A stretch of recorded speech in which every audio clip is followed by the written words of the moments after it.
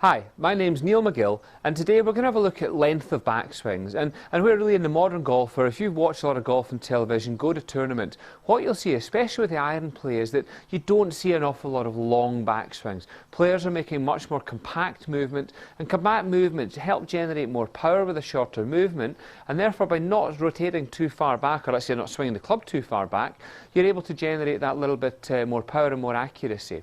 Gone are the days of seeing lots and lots of very armsy, long, loose swings, which although looked very elegant, these swings tended to cause a lot of inaccuracies when the player became under a bit of pressure. So I've got a 7-iron in my hand, and really what we're looking for with a 7-iron is a full swing with a 7-iron. If from set-up position we have our shoulder and arm unit rotating as one, creating a coil on the backswing, when we reach the top of our 7-iron swing, we're really going to be getting to a position where the club is only reaching about 3/4 of a full-length swing. Now, full-length swing meaning the point where the club shaft reaches parallel to the ground. Now, I would still advocate with a driver getting to that parallel to the ground stage, but certainly clubs shorter than that should just gradually get shorter. So your 3-wood should be a fraction shorter parallel, 5-wood, hybrid, 3-iron, 5-iron, and it just gradually becomes shorter. Now, what this does, this allows us to load onto our right side and really coiled. So at the top of the backswing, you get to a point where you feel it's almost difficult to speak because you've loaded so much across your shoulders and chest. From this point, this makes it much easier for me now to drive into the shot and move my body weight over, striking the ball on the downswing, giving us a much more accurate and squeezing the ball and creating that bit of compression on the ball on the way through, which helps increase both power and accuracy. In the past, what we saw a lot of, and still what we see, and what I see quite a lot of on a daily basis, is players thinking, well, the longer a backswing I make, the more power I'm going to have. So they're standing with a middle iron, and I'm seeing players really swing the arm, left arm then to be able to swing this far, left arm has to fold, the coil is lost, there's no real tension across the upper body here.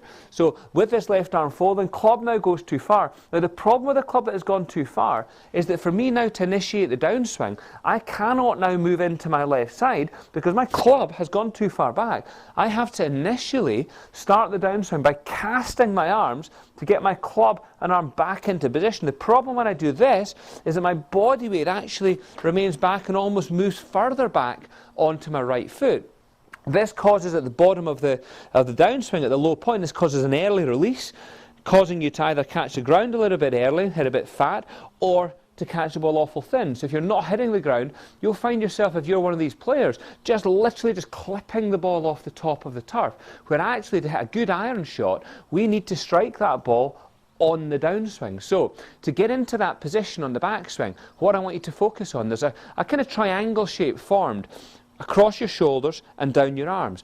I want you to feel as you rotate away from the ball that triangle shape stays. This is your feeling.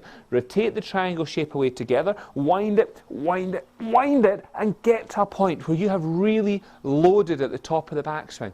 From this position, you can now really fire on the way through.